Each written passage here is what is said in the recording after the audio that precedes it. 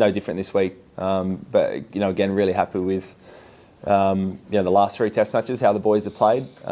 We've shown that for most of it, we've kind of been the front runner, and that's kind of the aim again this week is keep it up.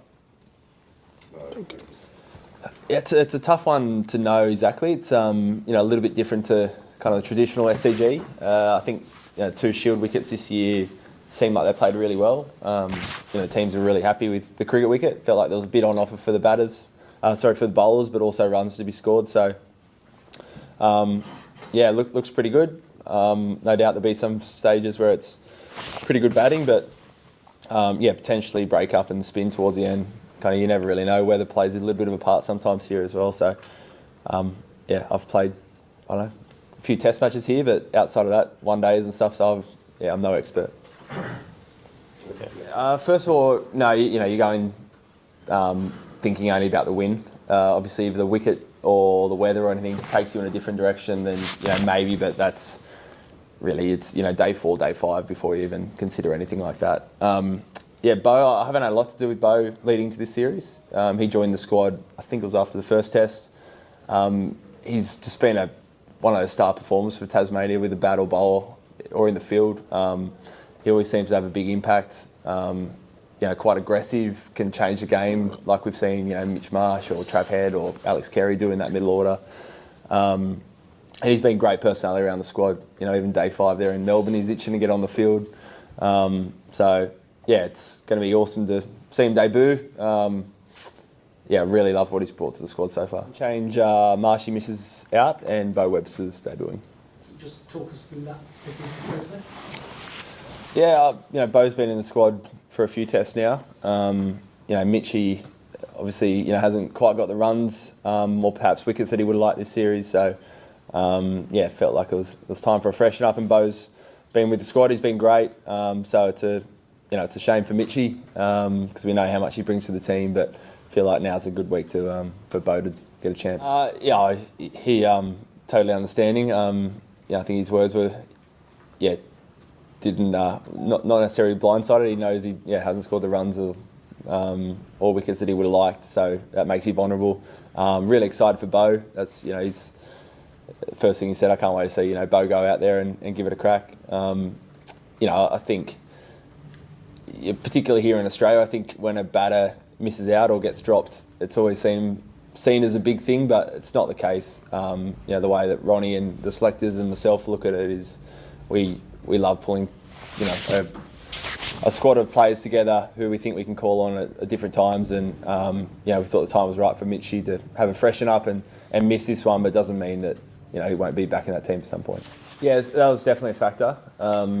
Short turnaround. I think it's always nice to have kind of a fifth bowler that perhaps he bowls quite a lot for Tasmania, so if we need to call on that, we can. I think firstly, if you're going to bat 6, you pick for your batting, which I think he's shown his Shield over the last couple of years when he takes the game on, and he's really changed some games for Tasmania. But I'll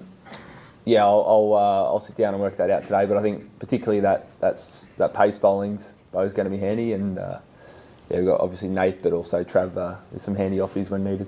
Not necessarily. We've spoken about it a lot. He was in the side this summer for being a top 6 batter. So that's generally a guiding principle when you pick in the top order, not always. I think when he's at his best, he gets in the side on his batting alone, and his bowling's a bonus. Obviously got guys like Cam Green who will be back in the mix at some point as well, who provide some other bowling options. So no, not necessarily. I think this venue can be a little bit different, but I think traditionally you turn up, you bat no matter what. I think you're seeing more and more teams happy to bowl if they see a bit of grass on day 1. You're not as worried about the back end day 4 or 5 because a lot of the games are happening a bit quicker. So a lot of the time you're turning up and wondering if you're going to take 10 wickets on that day, and if you think you are, you kind of play what's in front of you. I think it's a little bit different to what it has been, even me growing up. But you still get Test matches like last week, which are go the full 5 days, and kind of that more traditional slow burn, which I think is just as enjoyable. I mean, last game it helped that I was at the non-strikers end. that certainly helped. Oh, look, he's there's no doubt he's bowling well at the moment. He's always tough. Hopefully by the time I come in, he's well into his late in the day, and he's bowled a fair bit, which makes it a little bit easier for me. But he's bowled well, so I've faced him quite a bit across the world in different formats, and but always poses a challenge. A few more you've seen in the field. Has it felt like they've had more than one hook, I suppose? Don't know. It's probably not for me to kind of judge on. I'm in my own little bubble, so I haven't noticed anything different from watching on TV or being out in the middle, really. How have you seen him sort of evolve from when you were a young player to now? Yeah, I'd say, personality-wise, just his resilience. He's bowled 145 kilometres for 15 years now, it seems like, and a lot of overs. And you just don't do that without always dealing with different niggles or setbacks, and he just grits his teeth and gets on with it. He's the one player who just refuses ever to talk about being rested or rotated. He just wants to go out there and play for Australia, even if he's had some quiet games in the past and people are out to get him or whatever. He's still he just wants to turn up and play. So I just have huge admiration for him from that point of view. As a bowler, I think he's adapted a lot. Particularly in the last, say, 5 years. He's now got a wobble seam. He uses his bounces quite well. It's not just that get it full, try and swing and hit a front pad. He's got a lot of different strengths. He comes